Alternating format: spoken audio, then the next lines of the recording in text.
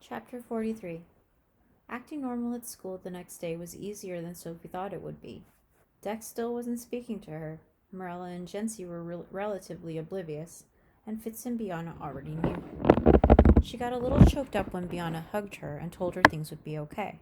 And Keith made a few jokes about what he kept calling her mystery illness. But other than that, it was like any other day. Until study hall.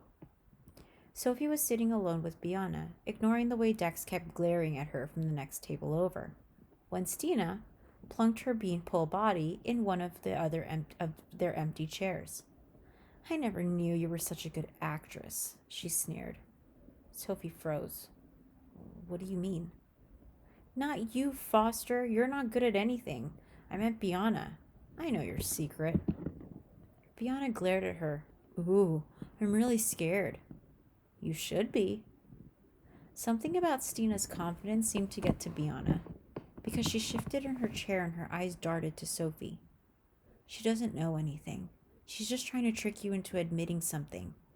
Sophie grabbed her things and stood. Come on, let's sit somewhere else. Stina slammed her bony arm across Biana's books. Oh, but I do know something. See, since you've been ignoring Maruka lately, she and I have become quite close, and she's had some great stories to tell.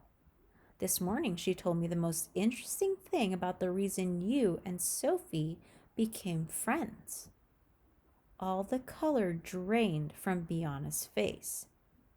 What is she talking about? Sophie asked quietly. Stina flashed a wicked smile at Biana. Should I tell her, or do you want to do it? Tell me what? Biana sat pale and lifeless like a statue. Stina giggled. It's really quite funny. She was forced to be friends with you. Her dad wanted to keep a closer watch on the freaky human girl who practically killed his son in a splotching match, so he ordered Biana to be your friend, so you'd come around their house. Sophie saw the panic in Biana's eyes and felt a little sick. Is that true?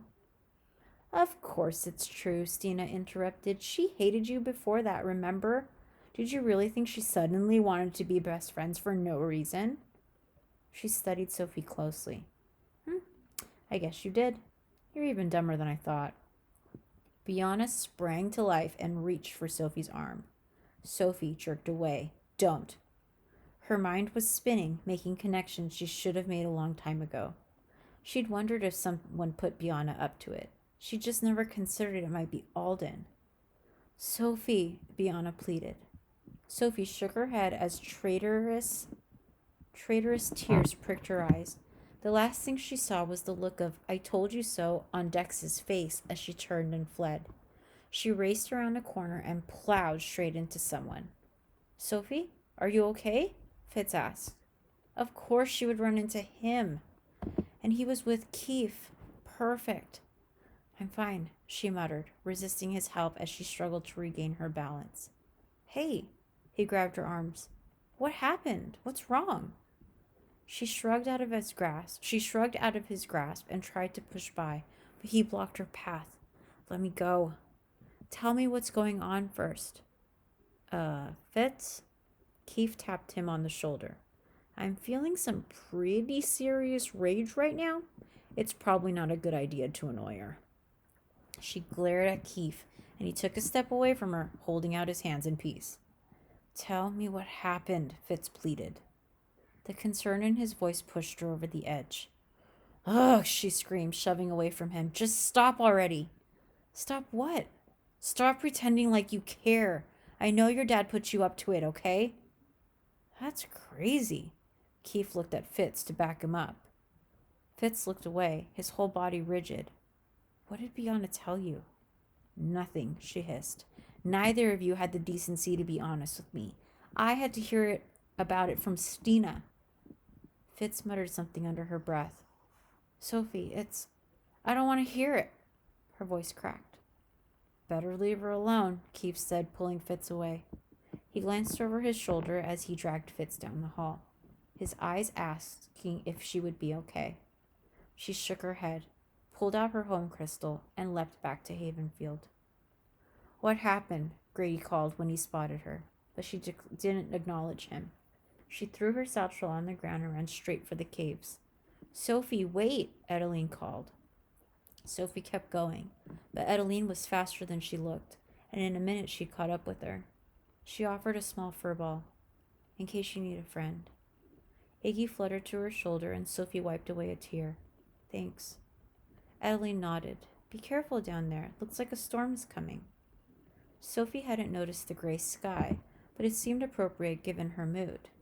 She climbed down the cliff and wandered deep into the cave, reveling in the thick, gloomy darkness. She noticed a shard of rock on the ground and hurled it at the wall. The clatter as it shattered into smaller bits was oddly soothing. She threw another stone and another, relishing the clang of each as they were pulverized to smithereens. When there were no rocks left, she kicked the edge of the nearest boulder under her foot until her foot throbbed. Dirty, panting, and in more than a little pain, she collapsed to the ground, feeling the tears she'd been holding back bubble over. She buried her face in her hands and gave in to them, letting the violent sobs shake her body. She felt Iggy trembling next to her, frightened by her irrational behavior, but she didn't care. Her life had officially fallen apart. She had no friends, no family, facing exile and expulsion. She was totally and completely alone. It was at that moment, when she thought things couldn't possibly get any worse, that they did. A pair of arms pulled her to her feet and smothered her scream with a meaty hand. She tried to fight back, but a cloaked figure swooped out of the shadows and shoved a cloth over her mouth and nose. Something sickeningly sweet burned her throat and nostrils, and her head instantly clouded. A sedative. Guys, a sedative is something that makes you go to sleep. Or makes you really drowsy. She held her breath and kicked with all her might, but she couldn't escape the iron grasp. And she couldn't hold her breath much longer. Sophie? Dex called, his voice echoing against the walls. Are you in here? Fitz told me I should come find you. The figure holding her cursed, and Sophie rallied her concentration. Run, Dex, she transmitted. She was too late. She heard the scuffle, but her head was swirling too much from the drug to make sense of it. Then the arms holding her jerked away, and she crumpled to the ground as someone yelped. A ball of fur scuttled away. Iggy. He must have bit her captor. Go get help, she transmitted, hoping he understood what she meant. He scurried out of the cave, so she took that as a good sign. She tried to get up, but she was too weak. One of the figures grabbed her arm, squeezing so hard it cut off her circulation. Let go, she rasped, surprised at how the drug affected her voice. Dex moaned behind her, and she turned toward the sound. A third figure had Dex with a vice-like grip, and clearly no amount of struggling or fighting would help him escape. She held Dex's panicked stare as her captor pulled her to her feet and covered her mouth with his hand. Drug them, now, he ordered in a deep voice. Both of them? The figure holding Dex asked. I thought we only wanted the girl. We can't leave any evidence. He turned to the second figure, who was already soaking the cloth with a small vial. You said she only came here alone. She does. They'd been watching her. She watched in horror as the figure covered Dex's mouth and nose with the drug cloth.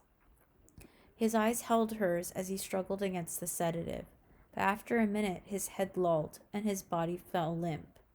Get his pendant, the one holding her ordered. There was an ominous snap as Dex's registry necklace came free in his hand. Then he returned to Sophie, holding the cloth over her face.